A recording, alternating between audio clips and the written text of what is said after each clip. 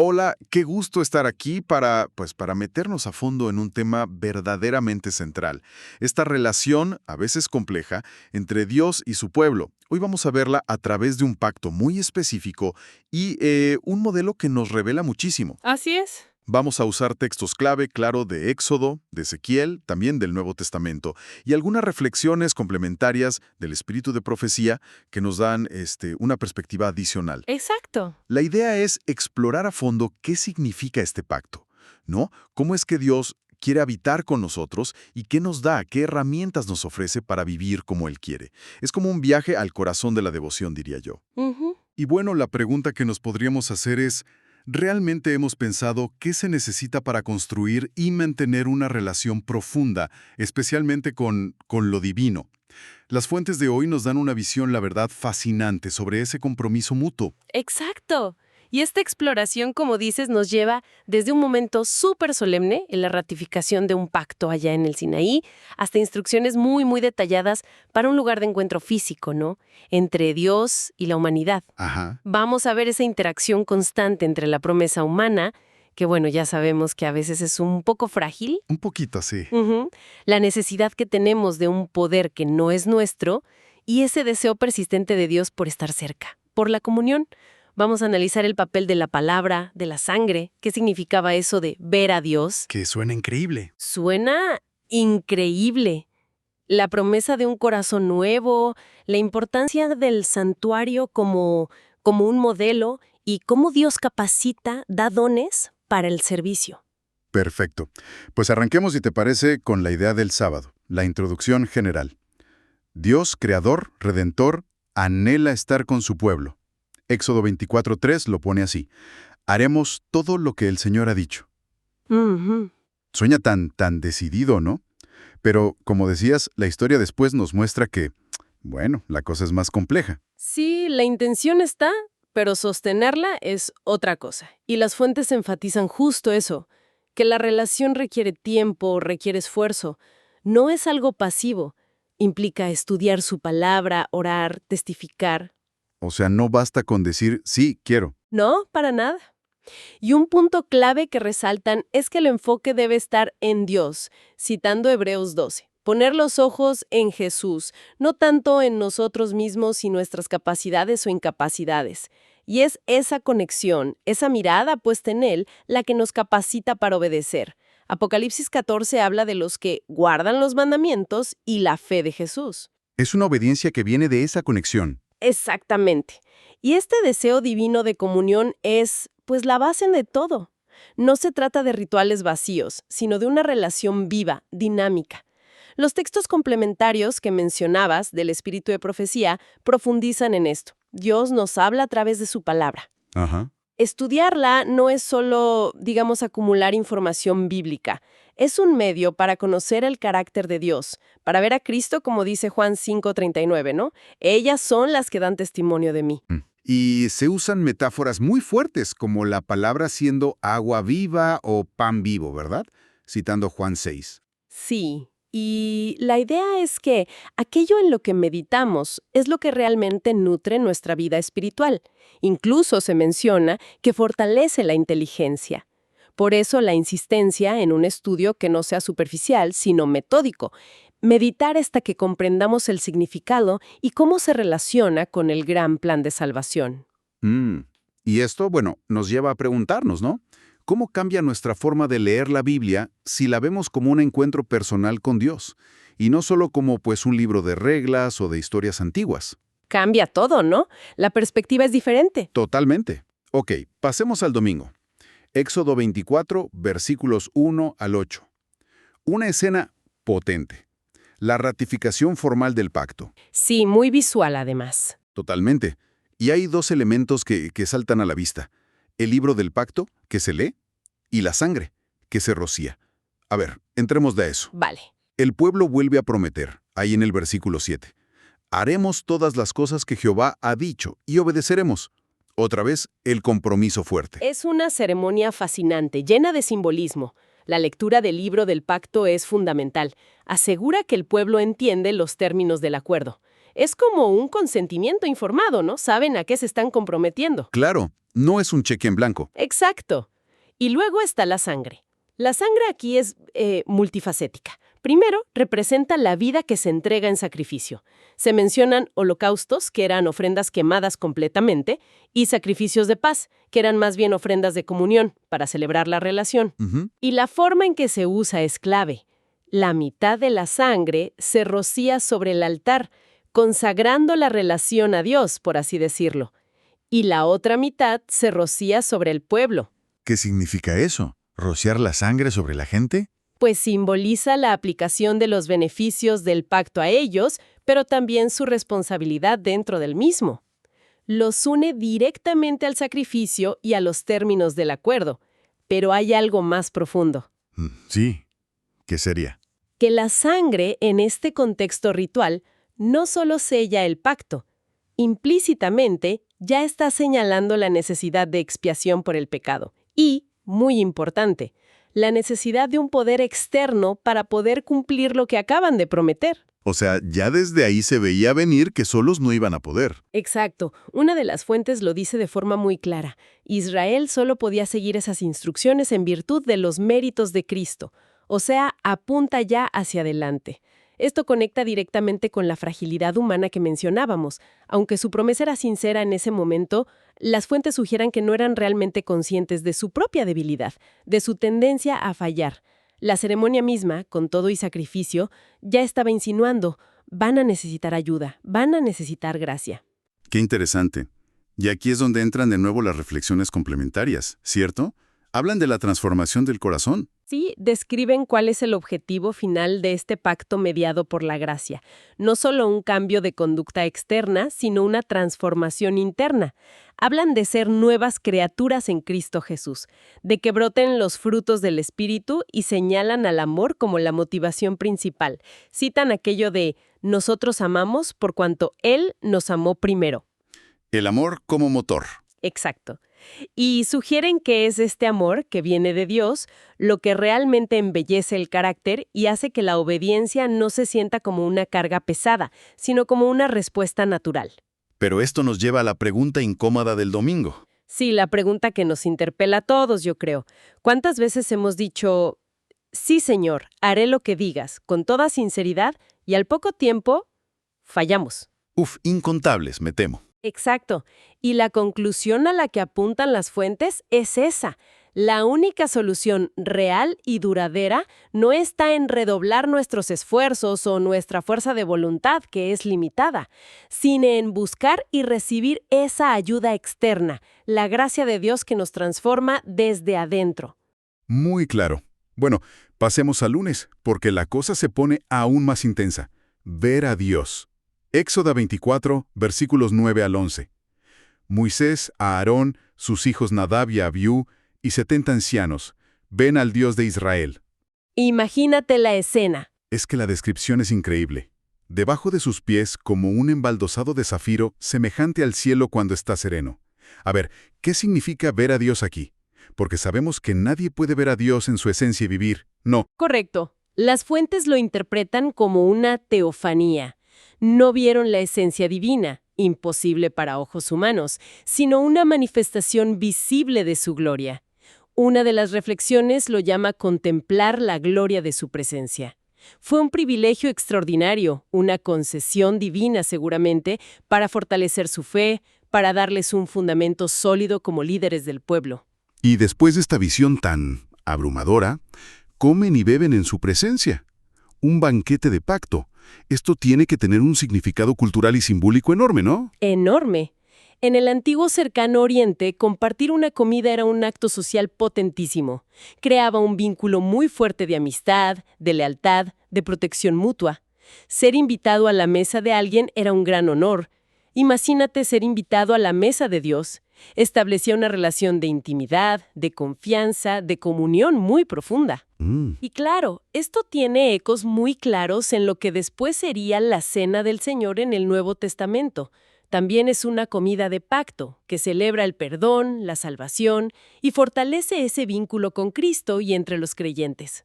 Pero siempre hay un pero en estas historias, ¿verdad? Las fuentes contrastan este privilegio increíble con lo que pasó después con algunos de estos mismos líderes. Mencionan específicamente a Nadab y Abiú. Sí, y ese es el punto leccionador, la advertencia que queda flotando. Levítico 10 cuenta su historia trágica. Lo que nos enseña esto es que una experiencia espiritual muy intensa, muy genuina, muy poderosa, o el tener grandes privilegios como este de ver la gloria de Dios, no son una garantía automática de fidelidad a largo plazo ni de una transformación completa y permanente del carácter. O sea, no te vacuna contra el error o la caída. Exactamente. Requiere una entrega continua, una dependencia constante, una humildad. No puedes vivir de las glorias pasadas, por así decirlo. Y los textos complementarios también señalan algo importante, la preparación para este encuentro. Moisés pasó 6 días en la montaña, en lo que las fuentes interpretan como un tiempo de examen de conciencia, meditación y oración, antes de ser llamado a entrar en la nube donde la gloria divina se manifestaba como fuego abrasador. Había una preparación necesaria para acercarse a esa santidad. Eso nos deja una pregunta bien fuerte para nosotros hoy, ¿no? ¿Qué podemos aprender de esta relación entre las experiencias espirituales intensas, los privilegios que a veces tenemos, y la verdadera conversión del carácter, esa que se demuestra en el día a día? Es una pregunta clave, sí, para la reflexión personal y también para cómo entendemos el liderazgo y el crecimiento espiritual en nuestras comunidades. No son lo mismo experiencia y carácter transformado. Totalmente. Bueno, entonces hemos visto la fragilidad de la promesa humana, domingo, y el peligro del privilegio, lunes. El martes, las fuentes nos traen la solución divina, el poder para obedecer. Y aquí entra Ezequiel 36, 26, 28. El pasaje cumbre de esta sección, diría yo. Es que es una promesa directa, ¿no? Dice, os daré corazón nuevo, y pondré espíritu nuevo dentro de vosotros, y quitaré de vuestra carne el corazón de piedra, y os daré un corazón de carne. Y pondré dentro de vosotros mi espíritu, y haré que andéis en mis estatutos. Esto es la respuesta a cómo cumplir la promesa. Totalmente. Este pasaje de Ezequiel es fundamental para entender la teología de la gracia y la santificación que presentan las fuentes. Lo que afirma es algo radical. La obediencia genuina, la que Dios busca, la que perdura, no nace de nuestra propia fuerza, de nuestra determinación, sino de una obra transformadora que Dios mismo hace dentro de nosotros. Analicemos los términos que usa. Son muy gráficos. Corazón de piedra. Sí, corazón de piedra simboliza esa dureza, esa insensibilidad espiritual, la terquedad, la rebeldía natural. En contraste, corazón de carne representa la sensibilidad, la ternura, la receptividad a la voz y a la voluntad de Dios. Y luego habla de espíritu nuevo y más específicamente, mi espíritu. Esto apunta directamente a la presencia activa y capacitadora del Espíritu Santo en la vida del creyente. Y lo que llama mucho la atención es quién hace la acción. Los verbos son todos de Dios. Daré, pondré, quitaré, haré. Él es el protagonista del cambio. Exacto. El énfasis está en la iniciativa y el poder divinos. Pero, entonces, ¿cuál es nuestro papel? ¿Nos sentamos a esperar que nos cambie el corazón? ¿Es pasividad total? No, no es pasividad total. Según las fuentes, nuestro papel es activo en el sentido de la respuesta. Consiste en decidir seguir a Dios, tomar esa decisión inicial y constante, y, un punto clave, rendirnos a Él. Es un acto de entrega. Se trata de reconocer nuestra propia debilidad, nuestra incapacidad para cambiarnos a nosotros mismos y entregar esa debilidad a Dios para recibir su fortaleza. Es un poco lo que dice Pablo en 2 Corintios 12:10, ¿no? Cuando soy débil, entonces soy fuerte. Rendir la debilidad. Eso suena. Suena contrario a nuestra lógica, ¿verdad? Pero es la lógica del Evangelio. La obediencia, entonces, al igual que la justificación, el ser declarados justos, no se presenta como un logro humano, sino como un don de Dios. Es Él quien nos capacita para querer y para hacer su voluntad, como dice Filipenses 2:13. Ok, eso en teoría suena maravilloso. Pero la lección plantea la pregunta honesta, la que todos nos hacemos. Si se nos promete este poder divino, esta transformación, ¿por qué seguimos luchando tanto con el pecado? ¿Por qué nos resulta tan fácil fallar a veces? Es la pregunta del millón, ¿no? Y las fuentes no la evaden. Reconocen que la vida cristiana es una lucha continua. No es que recibes el corazón nuevo y ya está, se acabaron los problemas. Es un proceso. Pablo lo describe de forma muy vívida en Romanos 7, esa tensión interna. La lucha entre el querer y el hacer. Exacto. Entonces requiere una conexión constante y consciente con Cristo. Una de las citas clave dice que Cristo mora en el corazón por fe, y esa presencia es como una salvaguarda contra el mal. Es vital también reconocer de dónde viene la tentación, que a menudo apela a nuestro egoísmo fundamental, y entender que la gracia transforma el carácter, pero lo hace de manera progresiva, no siempre instantánea en todas las áreas. Pero la gran noticia, el gran consuelo que ofrecen estas fuentes, es que Cristo no nos deja solos en esa lucha, no nos abandona cuando fallamos. Y en la práctica, ¿cómo se ve eso de rendir la debilidad? ¿Qué hago yo hoy con esa lucha que tengo? Pues puede tomar muchas formas concretas. Puede ser, por ejemplo, ser brutalmente honesto con Dios en oración sobre esa lucha específica, sin excusas. Puede ser pedirle su ayuda específica, su poder para esa área concreta. Puede ser confiar activamente en su fuerza momento a momento, justo cuando viene la tentación, en lugar de confiar en mi propia resolución que sé que va a flaquear. Es un acto de fe repetido, una dependencia continua. Entendido. Bien, llegamos al miércoles. Y aquí vemos una manifestación muy tangible de ese deseo de Dios de estar cerca. Las instrucciones para construir el santuario. Éxodo 25, versículos 1 al 9. Ajá, el plano arquitectónico divino, podríamos decir. Exacto. Y el mandato central es clarísimo. Y harán un santuario para mí, y habitaré en medio de ellos. Versículo 8. Y fíjate qué interesante. Pide ofrendas, pero voluntarias. De todo varón que la diere de su voluntad de corazón. No es un impuesto. Eso es clave. Y pide materiales preciosos, oro, plata, bronce, telas finas. Y lo más importante, Dios da un diseño, un modelo específico que deben seguir al pie de la letra. El santuario aquí es una herramienta pedagógica increíble, una lección objetiva, como la llaman las fuentes. Un modelo tridimensional diseñado para enseñar el plan de salvación de una manera que pudieran entender. Apuntaba constantemente a Jesús, a su obra. No es que Dios necesitara una casa física, claro. No, Él creó el universo. Exacto. Textos como Hechos 7 o 1 Reyes 8 lo dejan claro. Pero era una forma concreta, adaptada a la mentalidad de la época y a la necesidad humana de lo tangible, para manifestar su presencia en medio de ellos y para enseñar verdades espirituales súper profundas sobre el pecado, el juicio, el perdón, la expiación, la gracia, la necesidad de un mediador, la restauración final. Era todo un sistema de enseñanza visual. Y la idea misma de habitar en medio de ellos, qué fuerte, muestra esa tensión entre un Dios trascendente, santo, lejano en cierto sentido, y su deseo inmenso de inmanencia, de cercanía, a pesar del problema del pecado. Totalmente. Y lo de la ofrenda voluntaria que mencionabas subraya un principio fundamental. La relación con Dios y el servicio a Él deben nacer del amor, de la gratitud, de un corazón dispuesto, no de la obligación, la coerción o el miedo. Dios quiere corazones, no solo manos que trabajan. Cierto. Y el detalle del modelo o diseño que se repite en los versículos 9 y 40. ¿Por qué es tan crucial? Es crucial porque textos posteriores, sobre todo el libro de Hebreos, nos revelan que ese santuario terrenal no era un diseño original, por así decirlo. Era una copia, una figura, una sombra del verdadero santuario que está en el cielo. ¡Wow! O sea, ¿había un original celestial? Exactamente.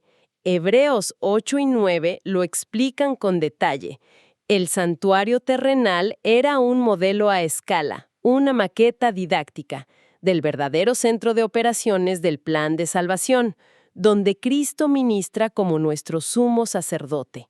Dios estaba usando arquitectura aquí en la tierra para enseñarles sobre realidades celestiales eternas. Es impresionante. ¿Sí lo es? Y esto conecta de una forma hermosa con Juan 1:14, cuando dice que el Verbo, Jesús, se hizo carne y habitó entre nosotros. La palabra griega que usa Juan para habitó es eskenosen, que literalmente significa hizo tabernáculo o acampó. Evoca directamente al santuario del desierto. La encarnación es entonces el cumplimiento máximo, la máxima expresión de Dios habitando con la humanidad. El santuario hecho persona. ¡Qué conexión tan poderosa! Y las reflexiones complementarias que añaden sobre el propósito del santuario. Añaden que el santuario no solo enseñaba la ley y las consecuencias del pecado, sino que también revelaba el ideal glorioso del carácter de Dios, un carácter lleno de misericordia y gracia. Mostraba el camino hacia el perdón y, muy importante, hacia el poder para obedecer, todo a través del Salvador que vendría, al cual apuntaban todos los sacrificios. Y señalan que el propósito último de todo esto no era solo tener un edificio bonito, sino que apuntaba a que nosotros mismos, como individuos y como comunidad, lleguemos a ser templo del Espíritu Santo, como dice Pablo en 1 Corintios 3. Que Dios habite en nosotros. El objetivo final somos nosotros como templo. Exacto, lo cual nos deja pensando, si ese santuario era un modelo de realidades celestiales, ¿qué nos sigue enseñando hoy sobre cómo debe ser nuestro culto, sobre la centralidad absoluta de Cristo, sobre la realidad espiritual que a veces perdemos de vista en medio de lo cotidiano? Buena pregunta. Pasemos al jueves. Un aspecto muy práctico. ¿Quién iba a construir todo esto? Se necesitaban habilidades muy especiales para trabajar con esos materiales y seguir ese diseño tan detallado. Y Dios provee. Éxodo 31, versículos 1 al 6, es fascinante. Sí, Dios llama por nombre a dos artesanos principales, Bezalel y Aholiab, y dice algo increíble. Los llena del Espíritu de Dios en sabiduría y en inteligencia, en ciencia y en todo arte. Las fuentes destacan que esta es la primera vez en la Biblia que se menciona explícitamente que el Espíritu de Dios capacita a alguien para una tarea específica. Y fíjate para qué tipo de tarea. Artesanía, diseño, construcción. Esto amplía muchísimo nuestra idea de los dones del Espíritu, ¿no crees? Totalmente. No son solo para predicar o enseñar o hacer milagros. Exacto. Incluyen también habilidades prácticas, artísticas, técnicas, administrativas, cualquier habilidad puesta al servicio de Dios y su obra. El principio es claro. Dios equipa a quienes llama para la tarea que les asigna. La sabiduría, inteligencia, ciencia y arte que les dio a Bezaleel y a Aholiab eran dones divinos específicos necesarios para que pudieran construir el santuario exactamente como Dios lo había mostrado, conforme al modelo celestial. Y también dice que puso sabiduría en el corazón de otros artesanos para ayudar.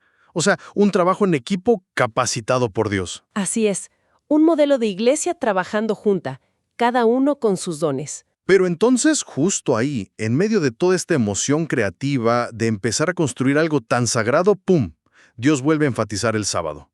Éxodo 31, versículos 2 al 17. ¿Por qué justo aquí? Parecería una interrupción, ¿no? Oigan, sí, construyan, pero acuérdense de descansar. Pero la ubicación es súper estratégica. El sábado se presenta aquí no solo como un mandamiento más, sino como una señal perpetua entre Dios y su pueblo. Y dice el propósito, para que sepáis que yo soy Jehová que os santifico. Ah, la santificación. Exacto. La observancia del sábado está intrínsecamente ligada al proceso de santificación, a reconocer que es Dios quien nos hace santos, no nuestras propias obras, por más importantes o sagradas que sean, ni siquiera construir su propia casa. Es un recordatorio semanal.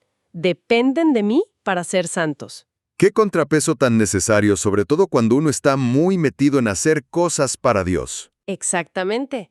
Y además, el sábado es un recordatorio constante de quién es Dios. El Creador, verso 17, y también el Redentor, como enfatiza Deuteronomio 5.15. Es un tiempo para parar la rutina, para enfocarnos en Él, en quién es y en lo que ha hecho y hace por nosotros. Ni la tarea más sagrada, como construir el santuario, debía pasar por encima de este tiempo dedicado a la relación con Él. Entendido. Y esta sección culmina con otro momento cumbre. Dios le entrega a Moisés las tablas de piedra escritas con el dedo de Dios, la ley fundamental. Y se nos recuerda que estas tablas debían ir dentro del arca del pacto, bajo el propiciatorio. Sí, Éxodo 25:21 lo indica. Y aquí llegamos a otro punto de simbolismo teológico profundísimo. el propiciatorio. ¿Qué es exactamente el propiciatorio? Era la tapa del arca del pacto, hecha de oro puro, con 2 querubines encima. Pero su nombre en hebreo, caporet, es clave. Viene de una raíz verbal que significa cubrir o expiar. Era el lugar donde, una vez al año, en el día de la expiación, el sumo sacerdote rociaba la sangre del sacrificio para expiar los pecados del pueblo. Y era también el lugar donde se manifestaba de forma especial la presencia visible de Dios, la Shekinah, entre los querubines. O sea, el lugar del perdón y de la presencia de Dios. Exacto. Y fíjate dónde estaba ubicado. Físicamente sobre las tablas de la ley, que estaban dentro del arca. La ley, con sus santas y justas demandas, testificaba contra el pueblo pecador, lo condenaba.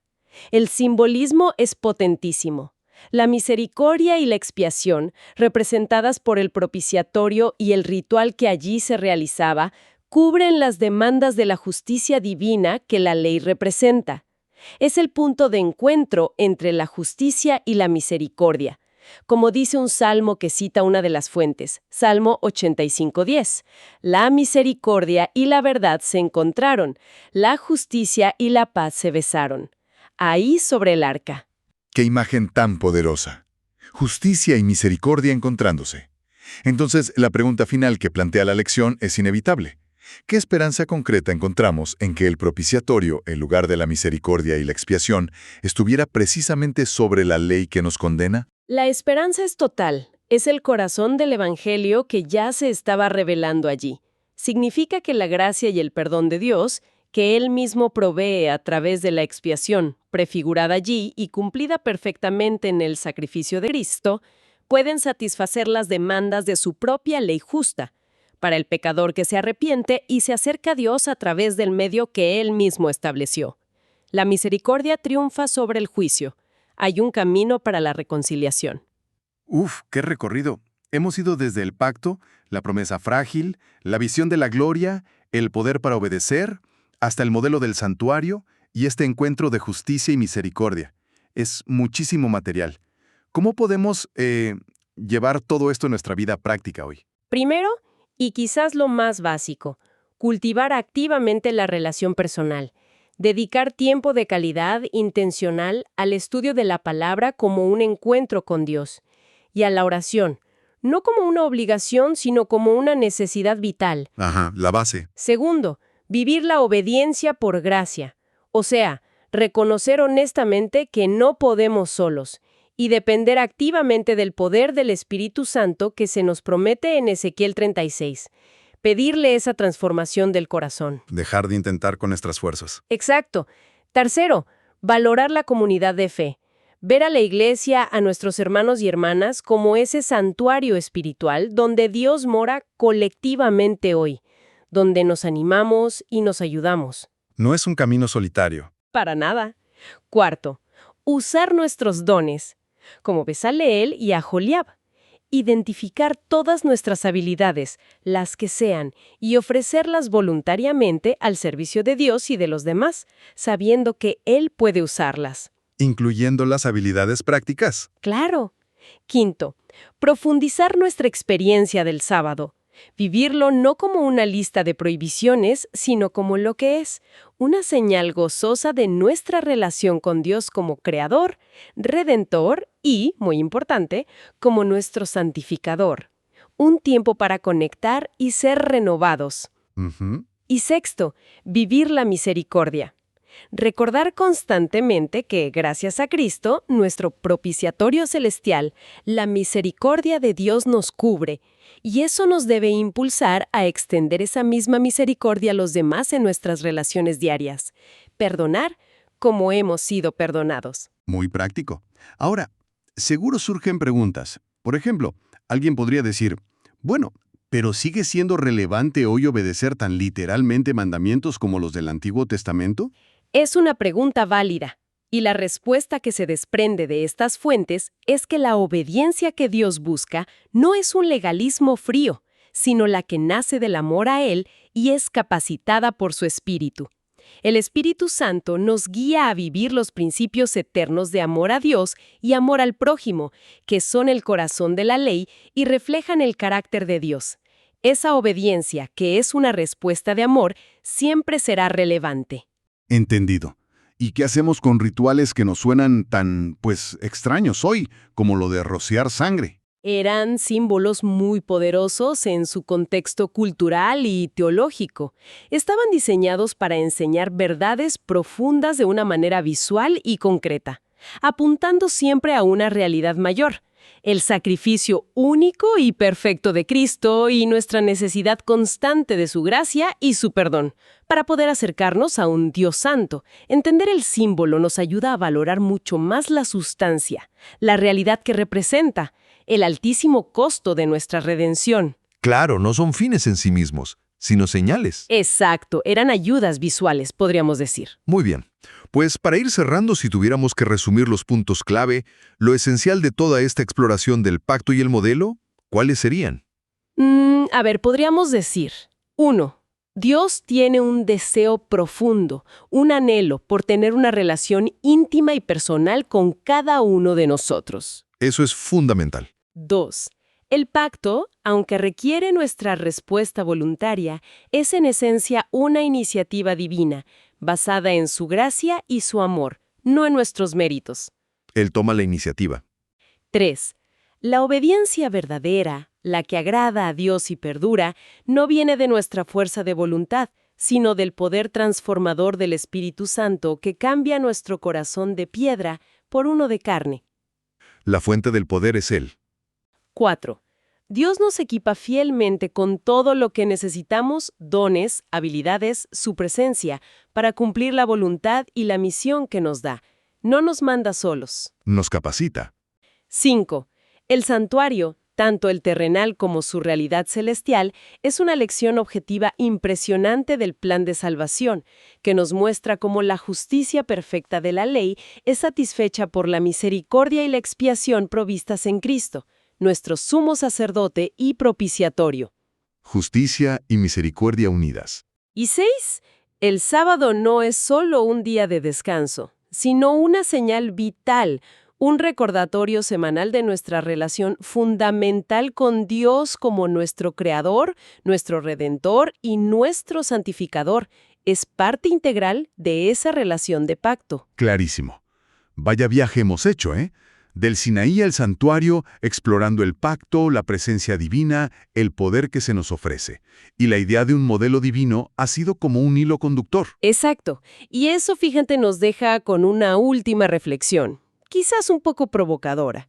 Las fuentes describen cómo Dios dio un modelo muy detallado para el santuario terrenal, un patrón de cosas celestiales. Ajá. Esto podría llevarnos a preguntar: más allá de ese santuario histórico, ¿qué otros patrones o modelos podríamos discernir hoy en la palabra de Dios? Modelos sobre cómo estructurar nuestras vidas personales, nuestras familias, nuestras comunidades de fe, para que reflejen de manera más auténtica, más visible, aquí en la tierra, las realidades, los valores y las prioridades del reino de los cielos. ¿Hay un diseño divino también para eso que debemos buscar y seguir? Esa es una pregunta para seguir meditando, ¿eh? ¿Cómo ser un reflejo del cielo hoy? ¡Excelente! Pues esperemos que este análisis detallado haya sido útil, que haya enriquecido la comprensión y sobre todo que estimule una conexión más profunda con estas verdades tan importantes. Muchísimas gracias por acompañarnos en esta exploración.